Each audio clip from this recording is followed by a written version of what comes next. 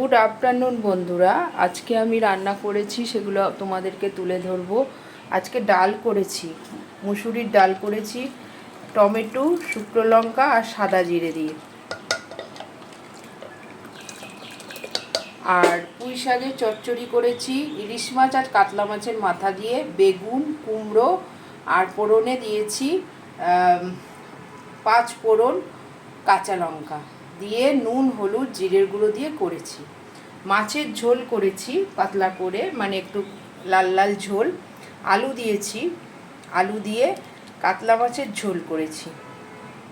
বন্ধুরা, এটা কি বলে আমি ঠিক জানি না, তোমরা কমেন্টস করে বলবে।